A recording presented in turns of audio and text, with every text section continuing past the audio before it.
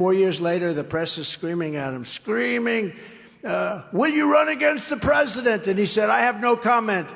I said, he has no comment. That means he's running. We got to hit this guy. And my geniuses backstage, I get paid all this money. They said, sir, don't bother talking about it because people don't care about loyalty. I said, I think they do care about loyalty. See, I think they do. I think they care a lot about loyalty. And we hit him very hard, and he's been falling out of the air like a very seriously wounded bird, right, to the ground. And it's a very pleasant thing to see. Now, it looks like he's Gonzo, but we never want to say that. We got to get this thing finished. I never want to say, on television today, they said the primaries are over. I said, don't listen to that. Don't listen. Nothing's over. I've seen things that are over, and bad things can happen. You got to get to the polls. You got to get to caucus, and you got to do your job, and we got to win. And then we got to focus on November, and we got to beat this crooked guy that's in office. And I never spoke about him this way. I was respectful, modestly. How can you be respectful of this guy? He doesn't know anything. He can't put two sentences together. And he's negotiating our nuclear package with Kim Jong-un, who won't talk to him, by the way. He won't even talk to him. North Korea won't talk to him, but he likes me. He likes me. For 4 years, you had no trouble with North Korea, did you? No trouble whatsoever. Started a little bit rough, right? Rocket Man, little Rocket Man. He said, we've got a red button on my desk, he said. I said, I have a red button also, but mine's bigger, better, and it works. Mine works. And then, And then I got a call from North Korea, and they wanted to meet. We met, and we really got along. We got a great relationship. The press hates to hear that. They say when you have a great relationship. It's good to have a good relationship with people that have nuclear weapons and lots of other things. It's not a bad thing. It's a good thing.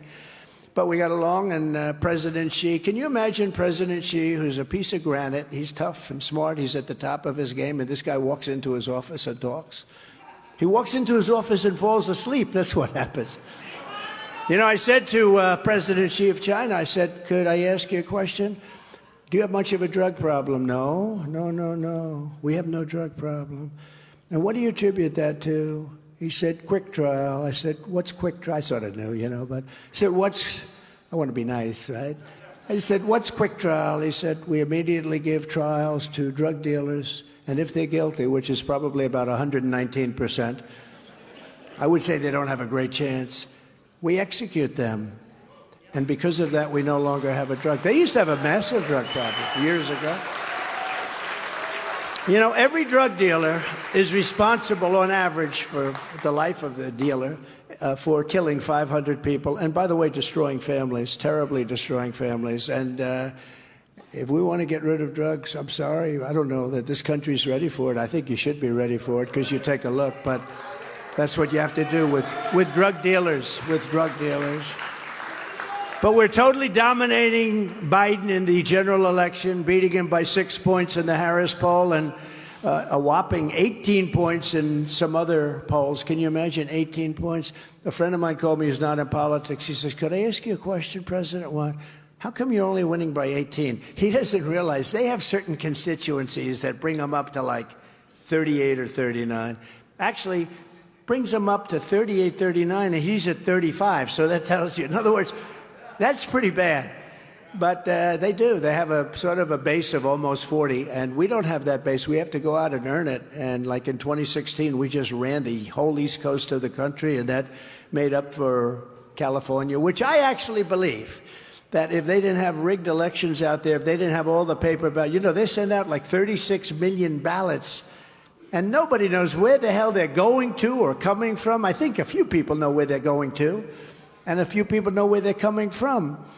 But I think if you had a real election and Jesus came down and God came down and said, I'm going to be the scorekeeper here, I think we'd win there, I think we'd win in Illinois, and I think we'd win in New York, which is all places that, in theory, I mean, who in New York, when you see what happened, hundreds of thousands of illegal immigrants pouring out all over Madison Avenue, Fifth Avenue, people are so angry. Even Democrat politicians now are going after Biden. The mayor is going after him. They're all going after him But who would say that this is acceptable? I think you can win New York. I think you can win New Jersey. I think we can win Virginia. States that in theory would be with, but I have a different theory. I think for years we could have won them. These elections are rigged. Our elections are totally rigged.